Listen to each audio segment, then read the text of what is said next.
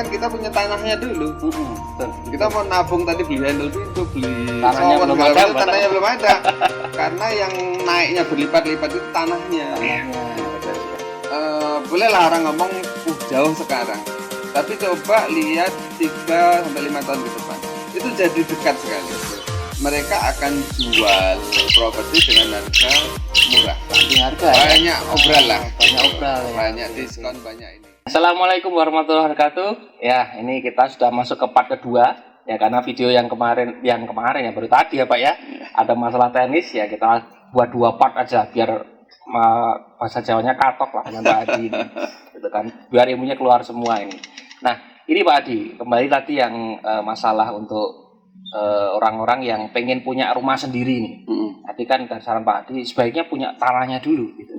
Ini menarik ini Pak. Jadi kalau tanah berarti kan kita nanti bisa nyicil untuk bangunannya bagaimana gitu kan. Mungkin ada tambahan lagi dari Pak Adi untuk itu. Iya, seperti yang saya sampaikan tadi, yang penting punya tanahnya dulu. Karena membangunnya kan kapan saja bisa. Betul. Nah, itu fleksibelnya kalau punya tanah. Dan ketika kita beli tanahnya dulu, itu sebenarnya kita tanpa biaya operasional. Tanpa biaya operasional? Dibanding ketika kita beli rumah. Oke. Kalau kita investasi kemudian nggak ditempati ya itu rumahnya akan rusak. Betul. Tapi kalau beli rumah, apalagi bagi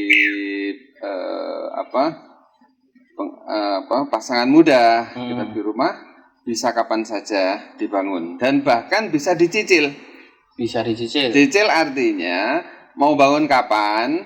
Jadi yang penting kita udah punya rumah, misalkan 70 punya tanah. Ya. Punya tanah 70 meter persegi. Muka 6,5 ke belakangnya taruhlah 11 sampai 12 gitu kan. Nanti minta saja temen atau yang cari hemat lah. Karena kan memang ini rumah pertama ya. Iya, oke. Temen arsitek bisa tolong bangun gambarkan ya, itep-itep ngetes temen lah gitu. Ya, ngetes temen. Kalaupun ngasih bayaran juga kan bisa temen itep-itep mereka juga belajar menerapkan ilmunya lah gitu. Jadi ketika sudah digambar, nah nanti kita tinggal kan sudah ada gambaran, sudah tergambar, tinggal kita merencanakan kapan bangun. Ketika kita mau bangun kapan itu, kita bisa sambil nyicil partnya misalkan. Ketika ada pameran pembangunan, kita datang. Oh, ada handle pintu murah, beli. Kan kita bisa dihitung gitu, handle pintunya berapa, kebutuhan engsel berapa, kebutuhan close up ya, kloset, kemudian shower, ya kemudian keran-keran, bahkan keramiknya berapa kan sudah terhitung situ. Beli dulu, bahkan sudah ada. Tinggal ketika sudah beli itu kita sama aja sudah nyicil. Tinggal ketika kita ada uang berlebih, langsung kita mulai bangun, mondasi lah, kemudian naikkan bertahap gitu. Itu jauh lebih hemat. Dan pengalaman yang sudah ada itu membangun sendiri dengan controller sendiri, dimandori sendiri, dibanding kita nyewa kontraktor atau bekerja dengan kontraktor, itu jauh lebih murah.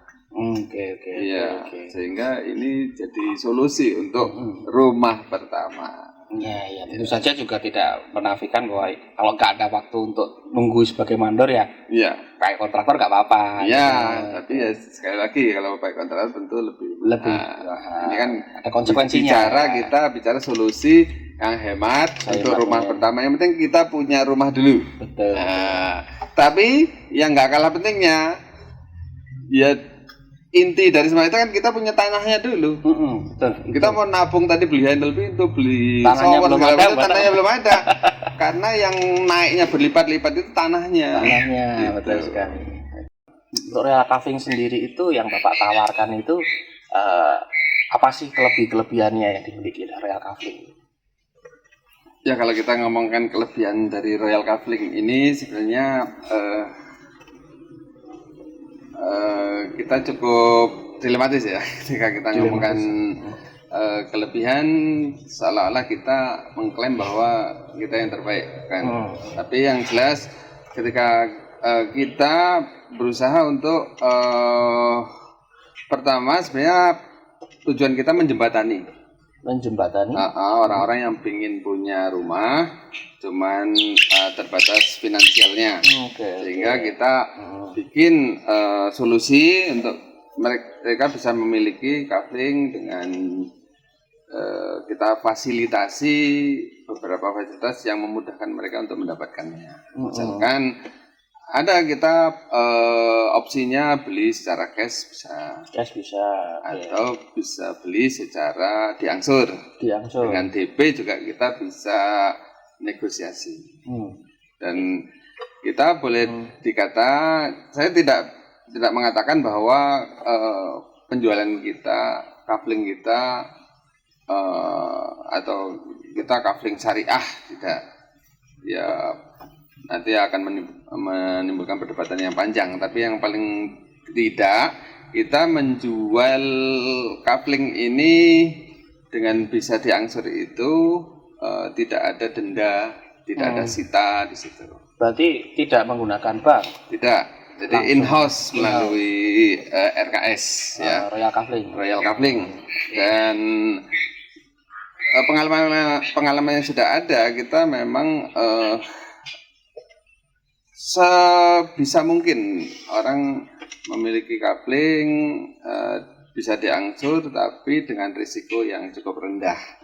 Karena tidak ada sita, tidak ada denda jika ada keterlambatan. Yang penting ada konfirmasi. Ya, tapi kalau seandainya loh ya, kalau ada worst case-nya, kalau seandainya nanti ada masalah, nggak bisa ngangsur, tuh solusinya bagaimana?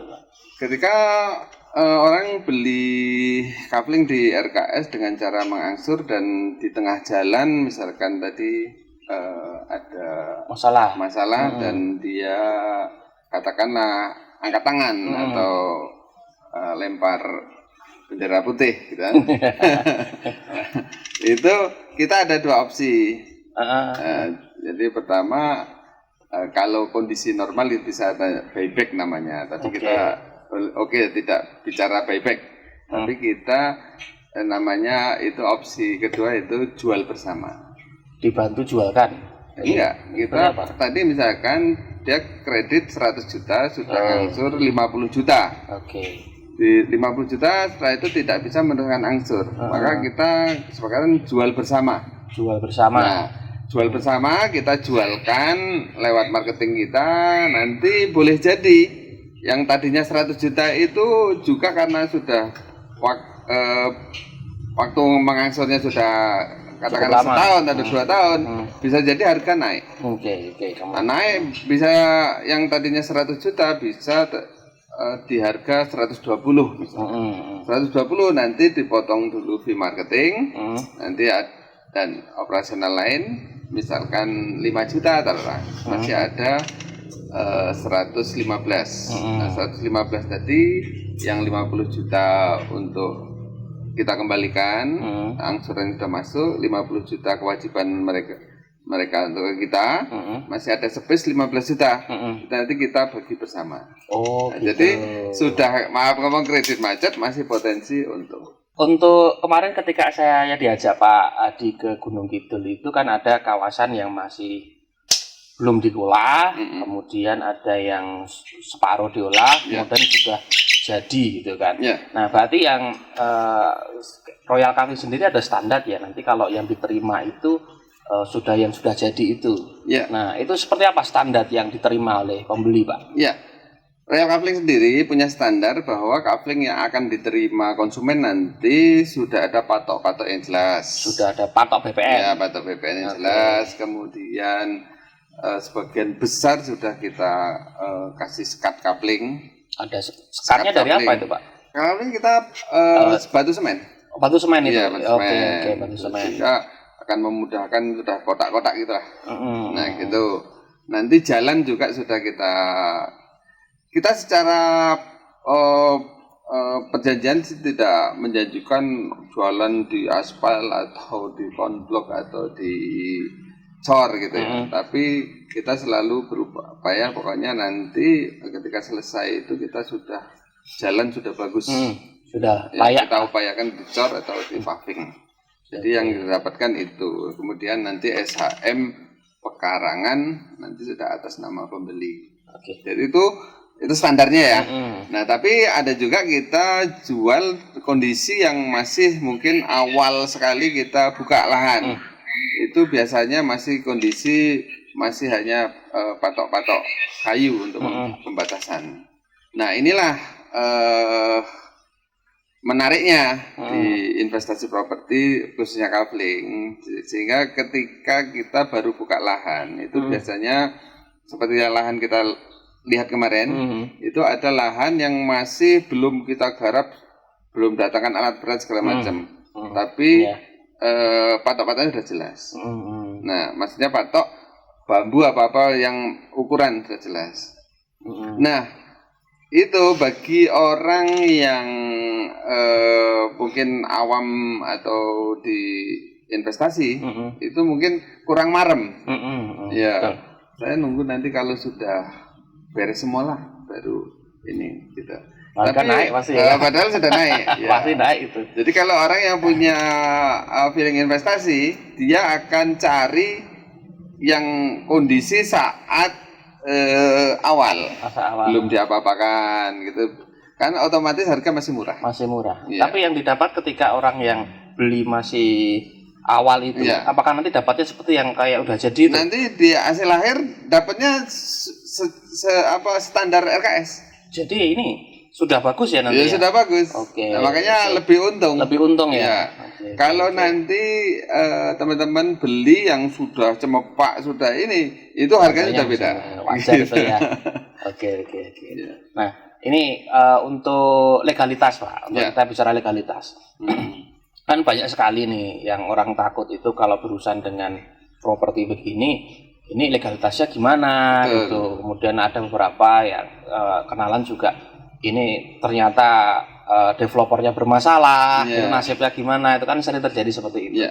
Nah, apa yang dilakukan Royal Kafling sendiri supaya legalitasnya betul-betul aman lah, kita sebagai pembeli merasa nyaman, itu apa yang dilakukan? Betul. Jadi sertifikat itu bagi tanah itu seperti BPKB di kendaraan. Iya, betul sekali. Nah, apa artinya kita beli kendaraan tanpa BPKB? Ya seperti nggak punya. Seperti ya pokoknya seperti nggak punya lah seperti gitu. Nggak punya. Karena itu rawan. Betul sekali. Ya. Demikian juga di tanah. Tanah juga kalau legalitasnya nggak jelas, ya percuma. Nanti pasti ada konflik. Pasti. Nah, dan RKS ini kita sudah berupaya dari awal supaya legalitas itu memang terang benderang dari awal. Jadi kita beli dari pemilik awal, nanti kita jelas ada BPJB-nya, ada perjanjian seperti apa, kemudian kita jual ke konsumen juga jelas, dan sertifikat kita taruh di notaris, sehingga ketika ada pembeli-pembeli yang nanti transaksi semua kita jamin di kantor notaris yang punya payung hukum. Transaksinya, AJB-nya berarti AJB-nya dilakukan di kantor notaris ya? PPJB ataupun AJB-nya di notaris. Notaris langsung. Ya. Oke. Berarti langsung di tempat yang memang punya kapasitas untuk melegalkan itu ya? Iya, ada payung hukum. Ada payung hukum. Jadi untuk konsumen insya Allah nanti aman dari sisi legalitas. Mengenai kalau kafling sendiri ini terus terang kan butuh proses untuk pemecahan dan proses untuk menuju pemecahan kafling sampai dengan balik nama nanti atas nama pembeli itu memang butuh waktu. Waktu wajar sebenarnya itu. Karena saya juga ada tanah itu setahun proses belum selesai. Belum selesai dan apalagi pandemi itu pasti berdampak juga, waktunya akan lebih panjang juga ya Pak ya. Oke. Ya tidak menafik itu memang kendala-kendala non teknis juga sangat berpengaruh, sehingga mungkin kelemahan kita terus terang di perkaflingan ini itu tentang proses menuju legalitas pecah sampai dengan balik nama itu memang butuh proses. Tapi kami yakinkan untuk RKS sendiri semua akan aman karena yang melakukan prosesnya itu notaris. Jadi insya Allah terang benderang. Iya, karena dilakukan di kantor notaris, ya, yang jelas ada payung hukumnya ya. Iya, betul. Oke. Jadi kalau ada apa-apa, Pak Adi bertanggung jawab secara hukum ada. Iya, gitu kan? ada di situ semua. Nah, berarti kita sebagai pembeli ketika transaksi di notaris langsung, kemudian ada akta jual beli juga di notaris, ya diharapkan lebih nyaman gitu kan ya. Pasti itu ya. Ada beberapa kesan ya dari teman itu yang lihat itu kok kesannya agak sedikit jauh dari peradaban gitu. Dari kota gitu kan. Misalnya begitu. Nah, di part 1 sebenarnya sudah dibahas agak jauh Pak Adi nih. Dilihat lagi ya part 1 Pak. Ya nanti tapi mungkin bisa disenggol sedikit nih Pak. Itu bagaimana itu Pak? Ya, kita memang cari lokasi yang secara harga masih terjangkau. Masih terjangkau. Ya. Bisa dikata atau boleh jadi memang lokasi kita bisa dianggap jauh dari peradaban, jauh dari kota segala macam. Tapi perlu diingat dan perlu dicatat adalah lokasi-lokasi kita sudah kita pertimbangkan masak-masak yang dekat dengan magnet kawasan yang bakal meledakkan nilai properti di situ. Ya, itu yang paling penting ya. Ya. Karena ngomongkan Jogja tadi itu sudah kita bahas. Jogja dimanapun tempatnya, karena Jogja itu provinsi yang kecil, dimanapun tempatnya dengan infrastruktur yang ada di Jogja, insya Allah tidak ada kemacetan dan semua terjangkau. Jadi tidak ada istilah jauh sebenarnya di Jogja. Apalagi boleh dikatakan bagus. Iya, boleh dikatakan bolehlah orang ngomong jauh sekarang. Tapi coba lihat 3-5 tahun ke depan. Itu jadi dekat sekali. Betul. Jadi istilahnya di Jogja tidak ada kata jauh. Betul. Ya. Apalagi lokasi-lokasi kita insya Allah sudah kita pertimbangkan masa-masa itu dekat dengan berbagai magnet kawasan. Dijamin nanti insya Allah akan naik berlipat-lipat. Iya. Saya jadi ingat nih Pak, kebetulan saya punya saudara di daerah Condong Catur dulu. Ya, ini paman saya ya. Dulu ketika saya masih kecil sana itu sepi sekali gitu kan. Sepi sekali, tapi sekarang kita lihat luar biasa ya. Jalannya tuh sore tuh pasti macet itu. Luar biasa sekali. Jadi hampir bisa dipastikan ya, ini akan melebar juga. Iya. Karena daerah-daerah yang di sekitar sini aja, di Taman Tirto itu yang dekat dengan UMY ini, dulu tahun 90 itu sepi sekali. Bahkan tanah itu masih hitungan paling 100-an ribu. Sekarang berapa tuh daerah sini? Yang dekat-dekat kampus sudah rata-rata mahal sekali. Sudah ada yang 6 juta per meter ya, yang tadinya.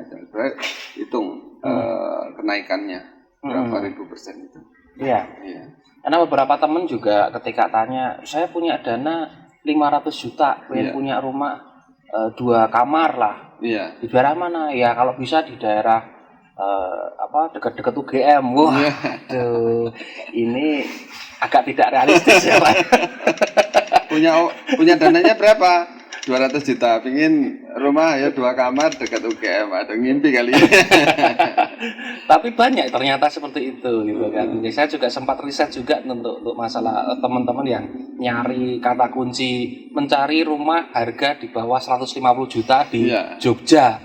Nah, itu ada ya kata kunci seperti itu yang artinya query-nya ada seperti itu. Itu artinya permintaannya ada. Tapi faktanya di lapangan hampir mustahil kita dapatkan seperti itu ya Pak ya. Ya, untuk dengan catatan ini Jogja kota ya, sekitar kota. Ya. Ini satu lagi Pak Adi. Ya, biasalah kita sebagai pembeli itu pengen tambah-tambahan promo gitu ya. Itu ada nggak ada promo-promo dari Royal Kafling gitu? Ya, ini kita selalu adakan promo-promo menarik untuk pembeli khususnya ya. Dan kemudahan-kemudahan untuk mendapatkannya lah. Pertama biasanya ada cashback. Setiap bulan itu ini bulan September ya, ada September ceria itu ada menarik. Kemudian untuk negosiasi, misalkan kemampuan kita awal DP-nya sekian, bisa kita negosiasi. Kita nggak kaku-kaku amat. Ya, pokoknya kita bikin enak aja lah sama solusi jalan tengah ya Pak. Iya, solusi jalan tengah. Yang penting semua saling menguntungkan, kemudian ya tujuan awal kita bisa menjembatani teman-teman bisa beli rumah dengan nyicil tanahnya dulu bisa tercapai. Begitu. Oke. Kenapa kok kita harus beli kafling itu sekarang? Ya. Nah, apa sih keunggulan masa-masa pasca pandemi ini untuk kita? Oke, itu pertanyaan menarik karena gini, seperti yang kita sudah bahas tadi, beli tanah itu jangan nunggu besok-besok, karena ketika kita menunggu besok berarti bersiap untuk merogoh kantong lebih dalam. Ya. Betul. Kemudian bagaimana dengan situasi pandemi?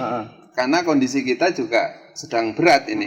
Nah, kita kebanyakan teman-teman masih memprioritaskan untuk beli dulu kebutuhan. Tapi kebutuhan pokok ya. Kemudian kalau kami sarankan sendiri untuk properti ini ya jangan tunggu-tunggu. Tetap beli sekarang juga. Kenapa? Karena saat inilah saat yang paling tepat. Pertama biasanya dari sisi developer sendiri ini boleh buka kartu ya. Silakan. Dari sisi developer sendiri ini para developer sedang butuh uang kategori gitu. Sehingga mereka akan jual properti dengan harga murah. Banting harga. Banyak obral lah. Banyak obral ya. Banyak diskon, banyak ini. Termasuk Royal Kafling. Royal Kafling. Nah, ini banyak diskon. Kemudian kenapa sekarang? Ya, kemarin di 2 tahun pandemi itu semua pembangunan itu sedang berhenti. Sekarang sudah mulai bergerak ini karena pandemi sudah usai toh. Nah, tapi dari sisi harga, nah ini developer masih tahan-tahan harga untuk naik. Padahal secara investasi ini harusnya sudah naik besar-besaran. Tapi saya lihat ini masih belum melakukan kenaikan harga yang signifikan. Jadi saat inilah saat yang paling tepat untuk konsumen untuk membeli properti sebelum harga naik gila-gilaan. Luar biasa sekali ya. Ini kita sudah 2 sesi kita podcast ini ngobrol-ngobrol ya Pak, ini ngobrol santai tentang bagaimana potensi bisnis properti, potensi investasi properti, sampai ini penjelasan apa sih Royal Kafling itu seperti apa. Ini udah 2 video nih kita bikin Pak. Oke. Terima kasih Pak Adi, luar biasa ilmunya. Sama-sama. Terima kasih. Ya, semoga Royal Kafling ini semakin berkembang ya Pak ya. Amin. Oke, ini kemarin ya sebagai informasi ya, kami kemarin sempat diajak Pak Adi untuk jalan-jalan ke beberapa lokasi Royal Kafling ya. Itu ada yang dempet kampus ya Pak ya. Ada dempet kampus UN gitu. Enggak cuma dempet itu, enggak cuma rank 1 tuh, dempet itu. Dan pagernya itu jadi 1 itu. Ya, nanti bisa simak di video yang lain tuh. Anda simak ada di channel ini, kami jelaskan lebih lanjut langsung di lokasi. Oke. Terima kasih Pak Adi. Ya, terima kasih atas waktunya. Sukses selalu. Assalamualaikum warahmatullahi wabarakatuh. Assalamualaikum.